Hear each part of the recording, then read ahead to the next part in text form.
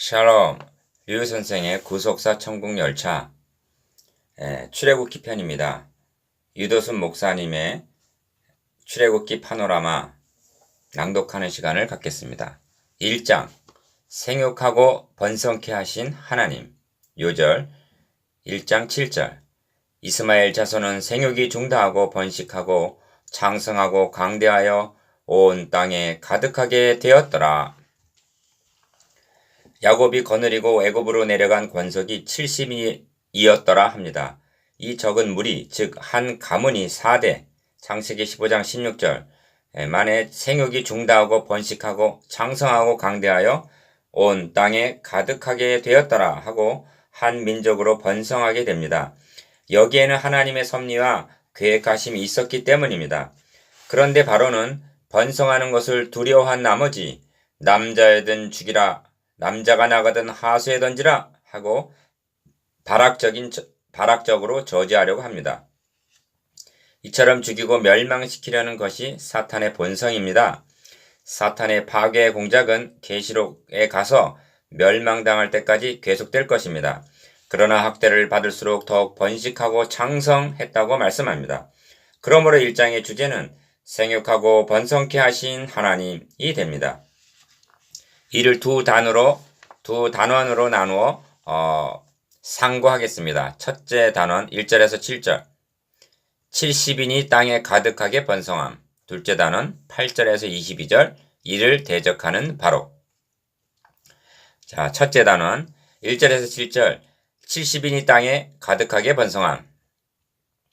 야곱과 함께 각기 권속을 데리고 애굽에 이른 이스라엘 아들들의 이름은 이러하니 1절 하나님이 이루어 나가시는 구속의 역사는 한마디로 모든 것이 합력하여 선을 이루느니라고 말할 수가 있습니다. 로마서 8장 28절.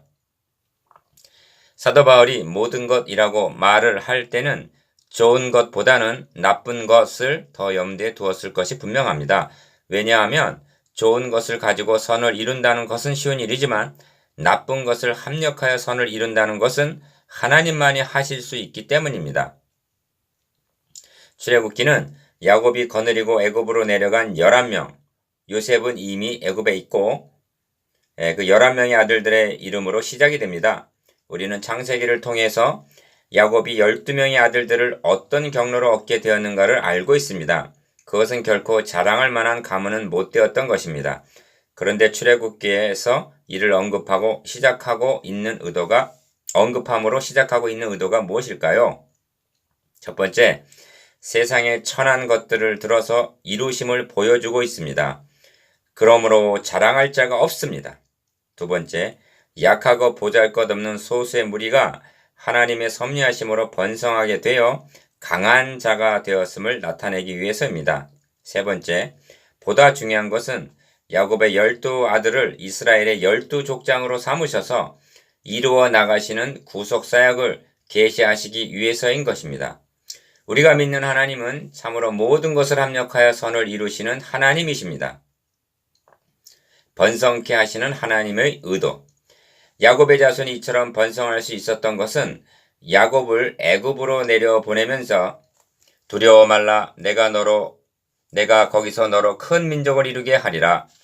창세기 46장 3절에서 하신 약속의 성취였던 것입니다. 우리는 좀 더 거슬러 올라가야만 합니다. 하나님은 야곱의 할아버지인 아브라함에게 내가 너의 자손으로 땅에 티끌 같게 하리니 창세기 13장 16절 하늘을 우러러 뭇별을 셀 수 있나 보라 너의 자손이 이와 같으리라고 약속하셨던 것입니다. 창세기 15장 5절 또한 아버지 이삭에게도 나는 너의 아비 아브라함의 하나님이니 두려워 말라 나의 종 아브라함을 위하여 내가 너와 함께 있어 너에게 복을 주어 너의 자손으로 번성케 하리라고 약속하셨습니다. 창세기 26장 24절 하나님은 그 약속을 지켜주신 것입니다. 그러므로 1장의 강조점이 번식에 있음을 보게 됩니다. 번식하고 창성하고 심히 강대하여 온 땅에 가득하게 되었더라 합니다. 7절 그렇다면 하나님은 어찌하여 아브라함과 이삭과 야곱의 자손으로 하여금 이처럼 번성케 하시는가? 그 의도가 무엇일까요? 여기에 1장에 감추어진 비밀이 숨어 있는 것입니다. 하나님은 지금 구속사역 곧 하나님 나라 건설을 이루어 나가는 중입니다. 그렇다고 이스라엘 자손이 번성한다고 하나님의 나라가 건설되는 것이 아닙니다. 하나님의 의도는 분명합니다. 아브라함에게 또 너의 씨로 말미암아 천하 만민이 복을 얻으리니 창세기 22장 18절 말씀하시고 언약하신 대로 이 민족을 통해서 그리스도를 보내셔서 만민을 구원하시려는 계획을 이루어 나가고 계시는 것입니다. 이 계획이 이는 구원이 유대인에게서 남이니라고 성취되었던 것입니다. 요한복음 4장 22절 그렇다면 바로는 누구를 대적하고 있는 것이 됩니까? 둘째 단원 8절에서 22절 이를 대적하는 바로 그러나 학대를 받을수록 더욱 번식하고 창성하니 애굽 사람이 이스라엘 자손을 인하여 근심하여 12절 진정 근심한 것은 사탄이었던 것입니다. 본 단원을 관찰해 보면 바로는 이스라엘 자손의 번식을 억제시켜 보려고 파상적인 작전을 펴는 것을 보게 됩니다. 자, 우리가 그들에게 대하여 지혜롭게 하자. 두렵건대 그들이 더 많게 되면 전쟁이 일어날 때 우리 대적과 합하여 우리와 싸우고 이 땅에서 갈까 하노라 하고 감독들을 그들 위에 세우고 그들에게 무거운 짐을 지워 괴롭게 함으로 10절에서 11절 그들의 번성을 억제시키려 합니다. 그러나 학대를 받을수록 더욱 번식했다고 말씀합니다.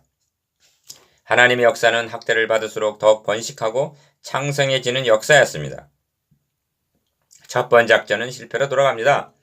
그리하여 두 번째 작전으로 애굽 왕이 히브리 산파 십부라라 하는 자와 부하라 하는 자에게 일러 가로되 너희는 히브리 여인을 위하여 조산할 때에 살펴서 남자여든 죽이고 여자여든 그는 살게 두라고 명합니다. 15절에서 16절 어느 영이라고 거역할 수가 있겠습니까? 형제가 만일 산파였다면 어찌 했겠습니까? 그러나 산파들이 하나님을 두려워하여 애굽 왕의 명을 어기고 남자를 살린지라 합니다. 그들은 바로에게 히브리 여인은 애굽 여인과 같지 아니하고 건장하여 산파가 그들에게 이르기 전에 해산하였나이다 고 변명합니다. 17절에서 19절 이 작전도 실패로 돌아가자 바로는 세 번째로 남자가 나거든 너희는 그를 하수에 던지고 여자애든 살리라 22절이라는 잔악하기 비할 데 없는 명을 내리기에 이릅니다.